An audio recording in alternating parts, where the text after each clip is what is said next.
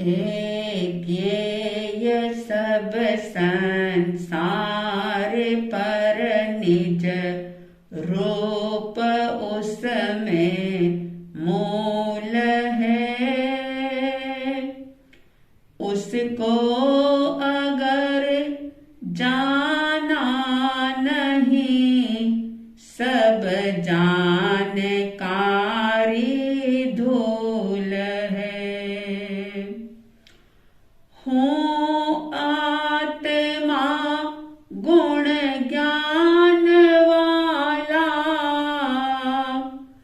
हूँ अजर में हूँ अमर।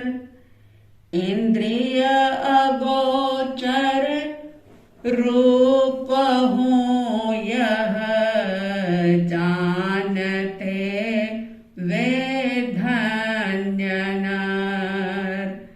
इंद्रिय अगोचर रूप हूँ यह जानते वे धन्य नर।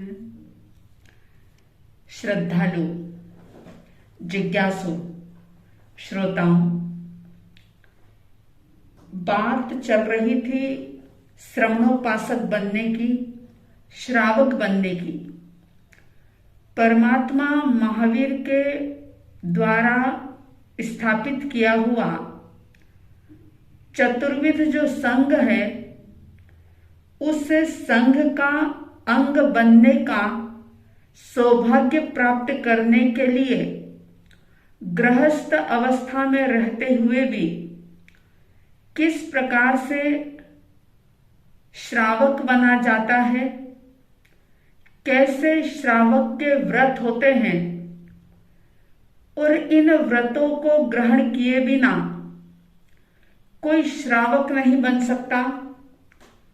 और बहुत गहराई की अगर बात करें तो इन व्रतों को समझे बिना, जाने बिना, इनको स्वीकार किए बिना कोई जैन भी नहीं बन सकता। हाँ, ये बात अलग हो सकती है कि उसका जन्म जैन कुल में हुआ हो, लेकिन क्या होता है जैन कुल में जन्म ले लेने से? अगर जैनत्व को नहीं जाना, जैनत्व के संस्कार अगर भीतर में विकसित नहीं हुए, तो ऐसे जैन कुल में जन्म लेने का, जैन बन जाने का भी क्या फायदा हो सकता है? आप विचार करिएगा जरा। जैसे हम व्यवहारिक जीवन में बोलते हैं, आप लोग भी कई बार इन शब्दों का इस्तेमाल करते हैं कि वो देह से, आकृति से तो मनुष्य है, लेकिन उसमें मानवता नहीं है, इंसानियत नहीं है। जिसमें मानवता ना हो, मनुष्यत्व ना हो, इंसानियत ना हो, तो ऐसा इंसान के रूप में जन्म लेने के बाद, यानी कि आकृति से वो इंसान है, लेकिन फिर भी वो शैतान कहा जाएगा, और शैतान बन भी सकता है। मनुष्य बनने के बाद सही अर्थों में वही मनुष्य होता है जिसके भीतर में मनुष्यता हो, इंसानियत हो, मनुष्यपना हो। इसी तरह से जैन कुल में जन्म चाहे लिया हो चाहे ना लिया हो, लेकिन जैनत्व के संस्कार जिसके अंदर आ गए, जिसने परमात्मा की वाणी को समझ लिया, उसे जीवन के आचरण में अंश रूप में ही सही अगर स्वीकार किया, समझा और वैसा जिया, तो सचमुच चाहे उसने जैन कुल में जन्म ना भी लिया हो, मगर फिर भी वो जैन कहलाने का अधिकारी होता है। और जो एक बार सही मायनों में जैन बन जाता है, वो दुखों से मुक्त हो ही जाता है। चाहे फिर इस जीवन से संबंधित कोई भी स्ट्रेस हो, टेंशन हो, तनाव हो, चाहे अन्य किसी भी प्रकार की तकलीफ हो, जैनत्व एक ऐसी चीज है, जिनेश्वर परमात्मा की वाणी एक ऐसी वाणी है कि जिसको अगर आप समझ लें, जान लें, तो सचमुच आपके सिर्फ इस जीवन की नहीं, लेकिन जन्मों जन्म की समस्याएं हल हो सकती है। जन्मों जन्म का दुख, तनाव, टेंशन खत्म हो सकता है। और न केवल तनाव, टेंशन खत्म हो सकता है, बल्कि जन्म मरण से मुक्त होकर के व्यक्ति अनंत सुख को प्राप्त भी कर सकता है। तो इन्हीं 12 व्रतों के अंतर्गत पहले व्रत की बात चल रही थी, प्राणातिपात, अहिंसा का व्रत, जिसके 2 पार्ट आपने सुन लिए थे। आइए आज हम इसी अहिंसा व्रत में तीसरे पार्ट की बात करते हैं। देखिए, कई बार क्या होता है कि बहुत सारे अज्ञानी जीव ऐसी धारणा रखते हैं, अगर कोई जंगलों में रहता है, छोटे छोटे गांवों में रहता है, तो वो लोग ये सोचते हैं कि अगर कोई सांप निकला, कोई बिच्छू निकला, कोई भी हिंसक प्राणी अगर उनके घर में या आसपास निकलते हैं, तो उनका ये कहना होता है कि अगर इनको नहीं मारा जाए, अगर इनको खत्म ना किया जाए, तो ये दूसरों को तकलीफ देंगे, त्रास देंगे। तो वो लोग क्या करते हैं कि उन जीवों को बेरहमी से या तो मार देते हैं या मरवा देते हैं। ज्ञानी कहते हैं कि समझ लो, आपने मारने का प्रयास किया, लेकिन अगर उन जीवों का आयुष्य बलवान है, तो वो हिंसक जीव लाख आपके प्रयास करने के बावजूद भी नहीं मरेगा। और अगर उसको आपने मार भी दिया और उसका समझ लो कि आयुष्य प्रबल नहीं हुआ, और आपने चाहे उसे मारा या ना मारा, किसी दूसरे हिंसक जीव ने उसे मार दिया या वे किसी भी निमित्त से मर गए, अब वो मरे चाहे ना मरे, लेकिन आपके जो भाव हुए हैं हिंसा करने के, उसका दोष, उसका पाप आपके साथ जुड़ गया। और पता है आपको कि वो हिंसक प्राणी हो सकता है कि फिर से उसी योनि में जन्म ले, क्योंकि कई लोग ये भी कहते हैं कि अगर हिंसक प्राणी को नहीं मारा तो ये बहुत सारी हिंसा करेगा, इसलिए एक बार हम हिंसा कर लें और इनको मार डालें तो ये भी हिंसा से बच जाएंगे और दूसरे लोगों को कष्ट नहीं होगा। लेकिन ज्ञानी कहते हैं कि जीवन सिर्फ यहीं समाप्त नहीं हो जाता। अगर समझ लो कि वो मर के फिर से उसी योनि में जन्म ले लिया उसने, तो वो फिर उसी प्रकार की हिंसा करेगा। इसलिए ऐसी भावना रखना, ऐसा विचार करना कि एक हिंसक प्राणी को मारने से अनेक जीवों की रक्षा हो जाएगी, ये बिल्कुल ही गलत है। ये बिल्कुल ही सरासर गलत बात है, ये सोच ही गलत है। कई लोग ऐसे होते हैं जो सिर्फ और सिर्फ अपनी जीभ के स्वाद के लिए या अपने शरीर को सजाने संवारने के लिए हिंसक वस्तुएं जो हैं उनका इस्तेमाल करते हैं, उनका उपयोग करते हैं। और बहुत सारे लोग ऐसे भी हैं जो मनोरंजन के लिए, सिर्फ अपने मन को अच्छा लगे इसके लिए बहुत सारे प्राणियों की सामूहिक हत्या करते हैं। आपने सुना होगा, क्योंकि ये प्रवृत्तियां आज चल रही है ऐसा नहीं। ये अगर हम इतिहास उठा करके देखें तो भी हमें ये चीजें देखने को मिलेगी कि कैसे अज्ञानी जीव होते थे जो अपने मनोरंजन के लिए या अपने सत्ता और अधिकार को सुरक्षित रखने के लिए किस प्रकार से मूक प्राणियों की हिंसा करते थे, कैसे लोगों को मार डालते थे।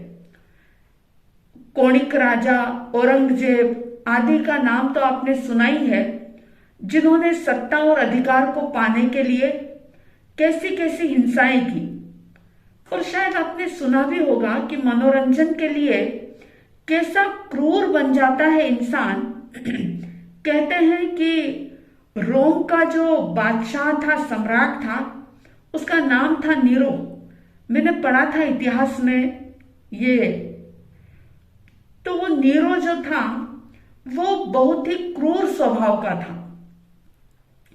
एक बार क्या होता है कि उसकी सेना का पड़ाव जो था वो ऊंचे पर्वत पर था और वहां से बहुत नीचे एक बहुत गहरी खाई थी। और होता क्या है कि उसके बहुत सारे उसके पास हाथी थे।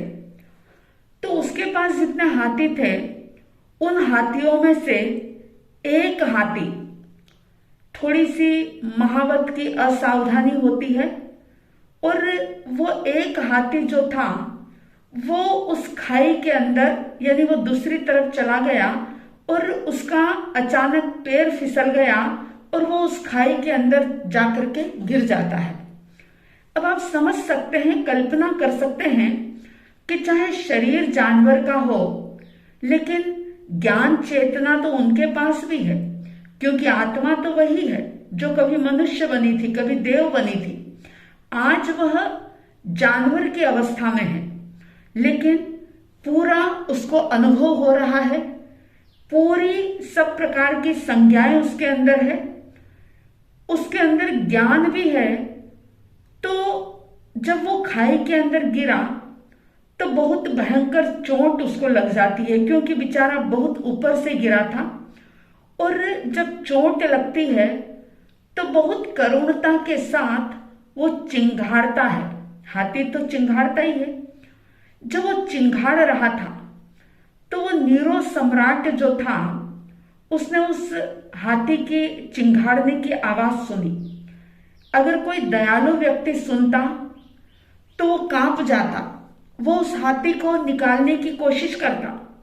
लेकिन देखिए हिंसक प्रवृत्ति के लोग कैसे होते हैं। उस नीरो ने क्या किया, उस महावत को बुलाया। बेचारा वो महावत डरता हुआ सहमता हुआ हाथ जोड़ करके नीरो के सामने हाजिर हो गया और बोलता है, हुजूर मुझसे बहुत बड़ी गलती हो गई, आप मुझे माफ कर दें। एक हाथी खाई में गिर गया।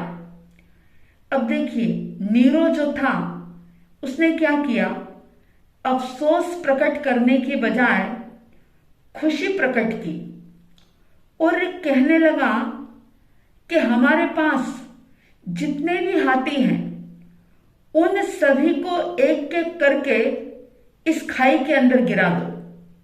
कैसे क्रूर परिणाम होंगे, आप जरा कल्पना करके देखो कि कैसे उसकी क्रूर भावधारा होगी और कितने सारे पाप कर्मों का बंधन उस नीरो ने किया होगा। वो कहता है कि मुझे इनकी ये जो रो रो करके चिंघाड़ रहे हैं ना, ये आवाज मुझे बहुत अच्छी लग रही है, सुरीली लग रही है। महावत ने कहा कि महाराज इससे क्या लाभ होगा, बेचारे ये तो तड़फ तड़फ करके सब मर जाएंगे। सत्ता का नशा था नीरो पर, अधिकार था उसके पास, तो एकदम से गुर्राता हुआ गरजता हुआ कहता है, तर्क मत करो मेरे सामने, मैं जो कहता हूं वही काम करो, जितना कहा है उतना करो, मेरे आदेश का पालन करना ये तुम्हारा कर्तव्य है। अब वो बेचारा महावत क्या करता, उस क्रूर नीरो के आदेश के अनुसार एक एक करके जो बहुत सारे हाथी थे उनके पास, उन सारे हाथियों को उस नीरो के मनोरंजन के लिए उसे खाई में डालना पड़ा। बेचारे हाथी चिंघाड़ रहे थे और नीरो जो था वो खुशी से नाच रहा था। इसलिए अगर हम देखें तो शेर, सांप, बाघ, चीता, भेड़िया आदि जितने भी भयंकर जो जानवर हैं, जहरीले हैं, अगर हम बात चाहे कड़वी हो सकती है लेकिन हम बहुत गहराई से चिंतन करें तो हमें समझ में आता है कि ये मनुष्य जो है ये तो इन हिंसक प्राणियों की हिंसा से भी ज्यादा, हिंसक वृत्ति से भी ज्यादा क्रूर हो गया है। कितना हिंसक हो गया है कि अपने जरा से मन को अच्छा लगने के लिए वो कैसे कैसे कार्य कर डालता है। और इसीलिए किसी एक विचारक ने व्यंग करते हुए कहा था, शायद आपने भी ये बात बहुत बार सुनी होगी, कि आज आदमी में इतना विष भर गया है, कि आज आदमी में इतना विष भर गया है कि देखकर विषधरों का वंश डर गया है, कि देखकर विषधरों का वंश डर गया है। कल आप रास्ते पर सुनोगे कि किसी आदमी के काटने से कोई जहरीला सांप मर गया है, कि किसी आदमी के काटने से कोई जहरीला सांप मर गया है। मतलब यूं कि सांप में भी शायद जितना जहर ना हो उतना जहर आज इंसान के अंदर भर गया। और इसीलिए बड़े बड़े राष्ट्रों में, बड़े बड़े देशों में किस प्रकार से हिंसा को आश्रय दिया जा रहा है। बेचारे लाखों हजारों निरपराध लोग जो हैं, जिनका कोई अपराध नहीं, जिनकी कोई गलती नहीं, किस तरह से उनको गाजर मूली की तरह काट करके खत्म कर दिया जाता है। किसी की आंखें निकाल दी जाती है, किसी के हाथ पैर काट दिए जाते हैं, किसी को जिंदा ही जला दिया जाता है, हजारों घर लूट लिए जाते हैं, जला दिए जाते हैं। यानी कि आप देखो कि चारों तरफ मौत नंगी होकर के नाच रही है। कुंवारी कन्याओं की, सती सुहागन बहनों की खुले आम लाज लूटी जा रही है। और लाज ही नहीं लूटी जाती बल्कि उनकी लाज लूट करके, उनके साथ बलात्कार करके फिर उनको गोलियों से भून दिया जाता है। खुलेआम ये जो हत्याकांड हो रहे हैं, जिससे कि आज के पेपर, सारा सोशल मीडिया जो है वो भरा पड़ा है। रोज हत्याएं हो रही है, लूटपाट हो रही है, कहीं आग लगाई जा रही है। ये सब काम करके मनुष्य क्या कर रहा है, जरा आप सोचे तो सही। सिर्फ और सिर्फ वो अपनी मानवता की हिंसा कर रहा है। इंसान होकर के वो शैतान बन रहा है। मतलब यूं कहें कि शैतान भी शर्मिंदा हो जाए, ऐसे काम आज इंसान कर रहा है। जो ये बात आप लोग सुनेंगे तो आपको ऐसा लगेगा कि हाँ, दूसरे बहुत सारे ऐसे हिंसक लोग हैं जो ऐसी ऐसी हिंसाएं करते हैं, लेकिन हम तो जैन हैं, हम तो महावीर स्वामी जी को मानने वाले हैं। हम या हमारे बच्चे तो ऐसा काम कदापि नहीं करते। लेकिन जरा सोचना कि अगर आप किसी भी तरीके से चमड़े की बनी हुई वस्तुओं का उपयोग कर रहे हैं, अगर आप सिल्क की साड़ी पहन रहे हैं, अगर आप सिल्क के कपड़े पहन रहे हैं, अगर आप पश्मीनों को खरीद करके उसको पहन करके अपने आप में बड़ा गर्व महसूस कर रहे हैं कि देखो इतनी महंगी चीज साधारण व्यक्ति तो ले नहीं सकता। देखो हमारी शान, हमारी शौकत, कितना पैसा है हमारे पास। अगर आप इस प्रकार की हिंसक वस्तुओं का इस्तेमाल कर रहे हैं और अगर अपने सौंदर्य को बढ़ाने के लिए आप कोई हिंसक सौंदर्य प्रसाधन का उपयोग कर रहे हैं, तो याद रखना, चाहे प्रत्यक्ष रूप में आप उन पशुओं की हिंसा नहीं कर रहे हैं, उन पक्षियों को नहीं मार रहे हैं, लेकिन फिर भी परोक्ष रूप से उन सारे पशुओं को मारने का पाप आप कर रहे हैं। कई लोग जैन हैं लेकिन कसाई खाना चला रहे हैं, बुचड़ खाना चला रहे हैं। कई तो जैन ये कह देते हैं कि अरे अंडे खाने में या बेचने में क्या हर्ज है, क्योंकि आजकल के अंडे तो निर्जीव होते हैं। जरा सोचो, क्या अंडे कभी निर्जीव हो सकते हैं?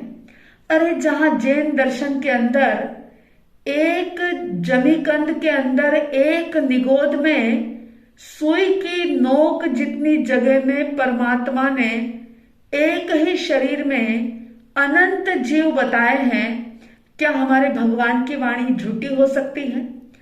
क्या हम भगवान की सर्वज्ञता पर, उनकी वीतरागता पर, उनके ज्ञान पर हम संदेह कर सकते हैं?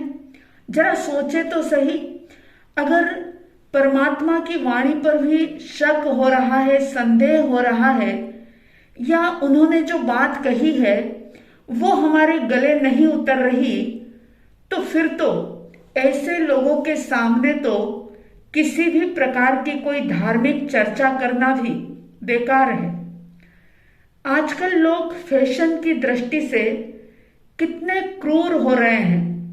पता है आपको कि बहुत सारे जो लेदर से बनी हुई जो भी आइटम है, चाहे हैंडबैग हो, पर्स हो, सूटकेस हो, बेल्ट हो, आदि कई प्रकार की चीजें हैं जो आप बड़े शान से आप खरीदते होंगे, और आप में से कई लोग जागृति रखते होंगे, धर्म को समझते होंगे, वे नहीं भी खरीदते होंगे, नहीं भी यूज करते होंगे।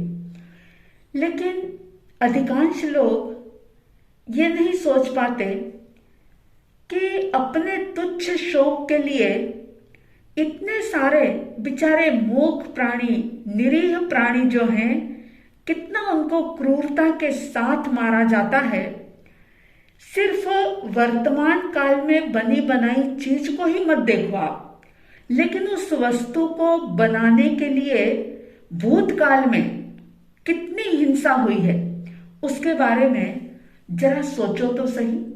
आपको पता है कि जो जीवित बैल होते हैं, गाय होती है, भैंस होती है, उनके साथ कैसा क्रूरतम व्यवहार किया जाता है कि उनको क्या करते हैं कि पहले तो उनके हाथ, पैर और मुंह आदि बांध देते हैं, और फिर ऐसा उनको जकड़ देते हैं, हाथ पे मतलब चारों उनके पैर बांध देते हैं, उनके मुंह को भी बांध देते हैं, और फिर क्या करते हैं कि उन पर खूब उबलता हुआ पानी डालते हैं, कुछ तेल भी डालते हैं, और फिर उन जिंदे ही जीवित जो बैल, गाय, भैंस आदि जो पशु हैं, उनको बहुत जोर जोर से बेतों से पीटा जाता है, घंटों तक बेचारों को पीटा जाता है।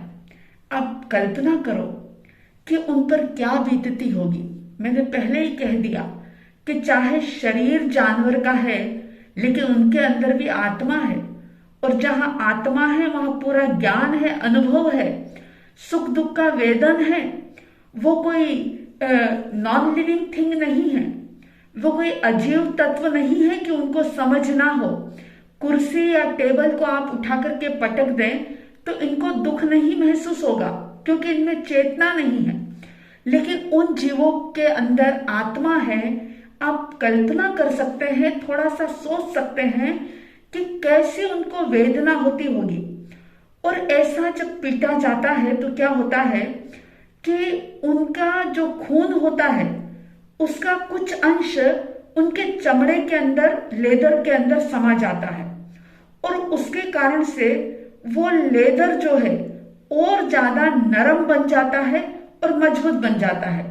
और फिर उसके बाद मशीन से या छुरी से उन पशुओं की जीवित अवस्था में ही, यानी कि वो जिंदे हैं ऐसी अवस्था में ही, उनके उस चमड़े को उनके शरीर से अलग कर देते हैं और इसे क्रोम लेदर कहते हैं। आपको तो ज्ञान ही होगा इन सब चीजों का, जो कि बड़ा ही एकदम नरम मुलायम चमड़ा होता है और इनसे बहुत सारी चीजें बनती है जिसका कि आप जाने अनजाने में उपयोग कर रहे हैं। और जो काफ लेदर बनाने का जो तरीका होता है उसका तो और भी ज्यादा दर्दनाक होता है। उसमें क्या करते हैं कि गाय को पहले नमक मिला हुआ बहुत सारा पानी पिला देते हैं और फिर उसको बहुत तेज दौड़ाते हैं। जो गर्भवती गाय होती है उनके साथ ऐसा व्यवहार करते हैं और फिर उनको खूब तेज दौड़ाते हैं। तो क्या होता है कि दौड़ते दौड़ते उनके पेट में जो मतलब बच्चा होता है, जो बछड़ा होता है, वो गर्भ उनका गिर जाता है और फिर वो जो गर्भ में रहा हुआ बच्चा था उसको मार करके उसका चमड़ा काट करके निकालते हैं, जो कि बहुत नरम होता है। और वो गाय जो होती है, आप सोच सकते हैं कि वो तो बेचारी वैसे ही मर जाती है, तड़फ तड़फ करके मर जाती है। गाय भी मरती है और उसका बच्चा भी मर जाता है।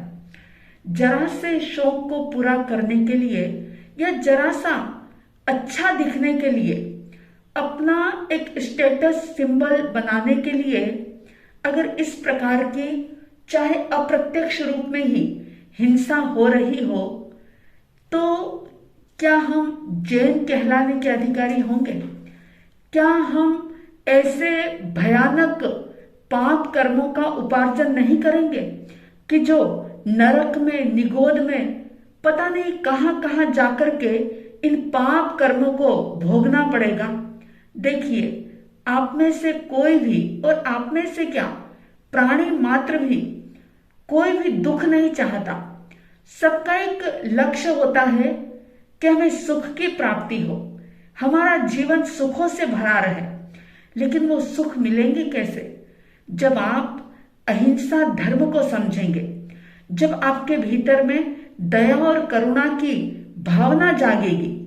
और दया करुणा वैसे तो चाहे कितनी भी हो, रोज आप पक्षियों को ढेरों दाना डालते हो, कुत्तों को खूब दूध पिलाते हो, ब्रेड खिलाते हो, खूब आप पुण्य के काम कर रहे हो, लेकिन अगर उसके साथ ये सारे पाप के भी कार्य चाहे परोक्ष रूप से ही सही अगर आप कर रहे हैं, तो समझ लेना कि आप महाभयंकर कर्मों का बंधन कर रहे हैं और इस मनुष्य जीवन को पाने के बाद भी नरक और निगोद में जाने की तैयारी कर रहे हैं। ये बात सुनने में कटु हो सकती है, कड़वी लग सकती है, लेकिन ये बात मेरी नहीं, ये परमात्मा महावीर की बात है।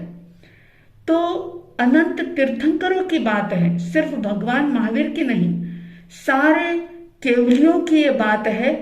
सभी ने अपने ज्ञान में यही देखा है कि जो इस प्रकार का पाप करेगा, जैसा बोएगा वैसा उसे काटना ही पड़ेगा। जरा शांति से विचार करें, चिंतन करें, और ऐसी कोई भी परोक्ष हिंसा अगर आपसे हो रही हो तो आप उससे बचने का प्रयास करें। साध्वी द्वय की तरफ से हार्दिक हार्दिक शुभ मंगल भावना कि आप हिंसा के पाप से बचें, अहिंसा सही अर्थों में आपके जीवन में घटित हो। ऐसी शुभ मंगल भावनाओं के साथ जय प्रभु महावीर, जय गुरु आनंद।